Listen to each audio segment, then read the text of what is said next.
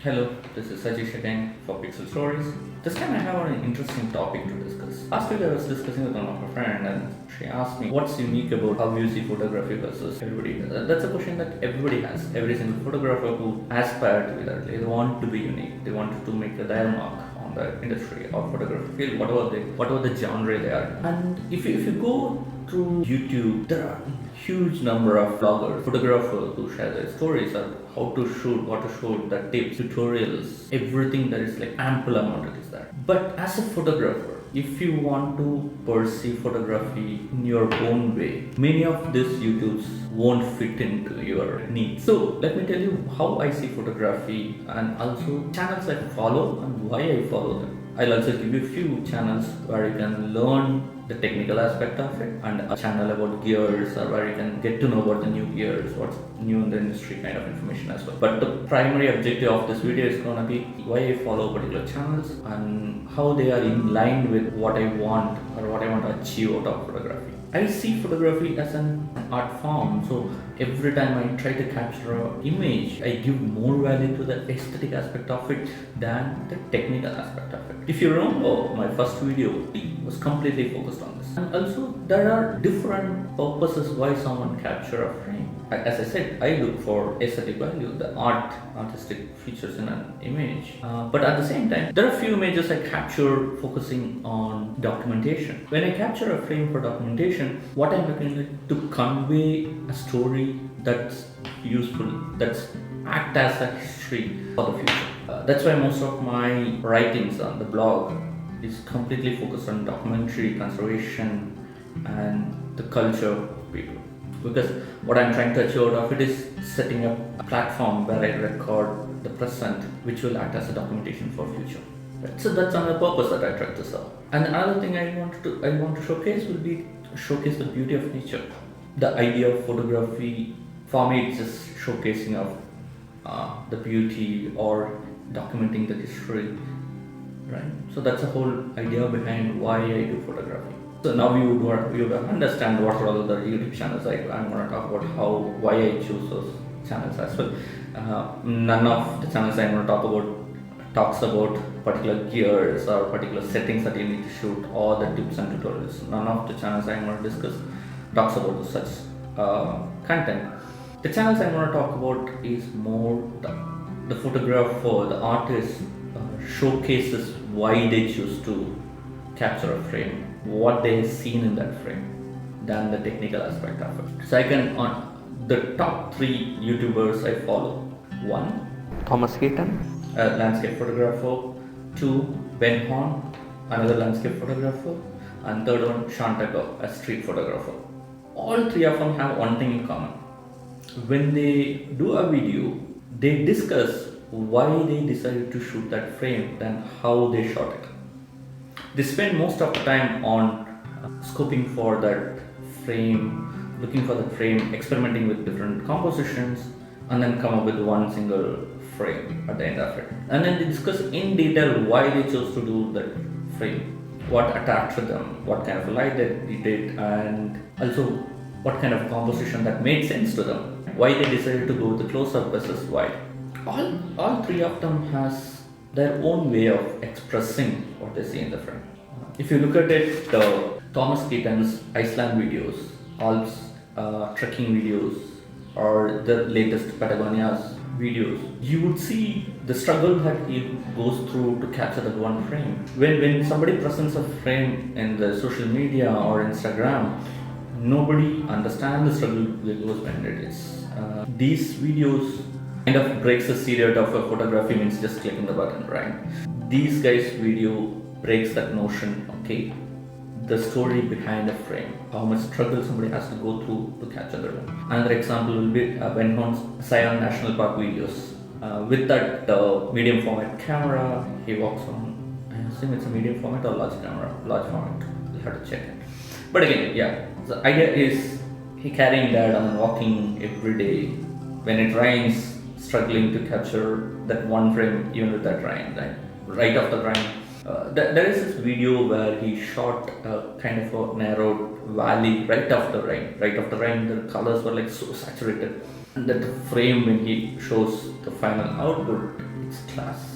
You would want to be there at that point of time. But the thing is, to capture that, he has to struggle through the rain for that day, looking for frames where he can safely shoot and also not get stuck in a rain.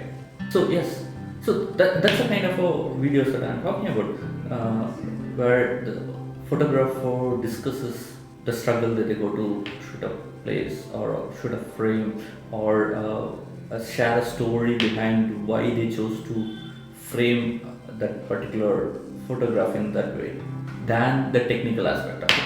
I think you can shoot the same frame with different technical settings and you still achieve a beautiful frame. You can still achieve a beautiful frame. Let it be overexposed image, or if you underexpose and shoot it, you can still bring some quality or the beauty in that frame. But it's about capturing that particular frame in a better aesthetic way. So that's what I prefer in the YouTube channels than people discussing about the technical aspect of photography. Right? So you can look for these three channels, like Mckinnon on landscape photography, Horne on landscape photography, and Tucker in street photography. To the next level of it. These three are individual bloggers who travel and shoot and share stories, right? I would recommend two more channels.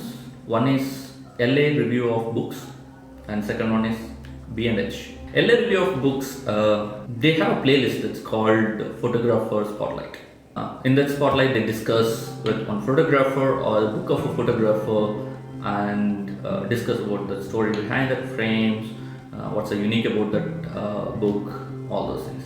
That's what I love. So when I study on the photographer, I always like to go through their printed photographs or photo books. I like to go through them and then see myself as okay, how I see that frame, what I see in those frames. In my first video, I did a short part of discussing Henry Bresson's images from his book, how I see in those images or what I see in those images.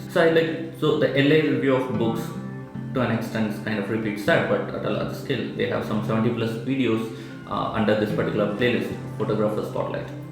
Go through that. They'll discuss from the photographer perspective and also their photo books. It will be useful for somebody looking for ideas or want to get inspiration from others' work. In B&H, there is a particular playlist called Even Space. Each video will be like 1.5 hours where a photographer walks in and then share his experiences, what he gone through, or how did he build his career out in the photography, and also they share their experiences, tips, tutorials, everything in this space. Check for those videos as well, right? If you're a beginner and then if you're looking for inspirations, right? Not the technical side of it, inspirations. These 5 are a must follow YouTube channels. One thing I had to point out, like LA Review of Books, they stopped creating content for a while now. I'm not sure the reason behind it, but yes, the existing videos are still worth to watch it. Good to spend time on it, take tips from that, take ideas from it, inspirations from that, and then just go on and learn from it. So that being said, as a photographer, what I want to shoot or what I see in photography, right? These 5 channels are the channels I would recommend anyone to watch to see the aesthetic side of photography than the technical side of the photography. So I understand as a beginner you would want to know the technical side of it than the aesthetic side of it. I understand it. So I'm going to suggest you a few channels where you will find fun in learning as well as you will get something out of it. One of it can be Peter Mckinnon's channel could be one starting point. So where you can watch, understand the technical side of it as well a little bit. He doesn't dwell into the technical side of it, but he gives you tips and tricks how to shoot and how to repeat something he already did. And he also shares his presets to edit your landscape images or color corrective images. And especially if you're doing videos, his channel would be a best place to start with. And another one would be Kai. I loved his work from Digital Raw era. So at that time I used to be Lokan Kai's videos are like my favorite go-to place to learn. But now they are separated and doing on their own collaborations. Even now the Kai's way of expressing the gears, or they do the test shots, real world shoots for any gear or lenses. And you can check out his channel as well to know to learn in a fun way. You wouldn't get bored of that video. You can click on any video and then you won't get bored of it. Yes, sometimes the video itself will be not so informative, but still you will still enjoy that video. So yes, check out Kai's channel as well. But if you want to be very technical of how do you say, in the real world test of every single thing and gives you a honest feedback of how it is, I'll pick two people. One is Granger and another one would be Horne's Photos. So these two guys, they talk more technical side of it, more from the gear perspective. They review bodies and lenses. Especially Horne's Photos gives you much more business side of it as well. Sometimes we discuss about how to shoot as well as how to approach from the business perspective to make your mark in the industry. So yeah, these are the few channels that I would suggest you guys if you're a beginner and want to learn from the experts, from the others. Yes. So if you're looking from the aesthetic side of it, I would suggest Horne, Thomas Heaton, and Sean Tucker. And if you're looking for stories behind the photographer and their photo works, then I would suggest LA Review of Books and B&H Event Space. Right, so these two are where people share their stories. But if you're looking for the technical or gear perspective of it, then I would suggest Granger, Kai, Horne's Photos are the channels that you should follow.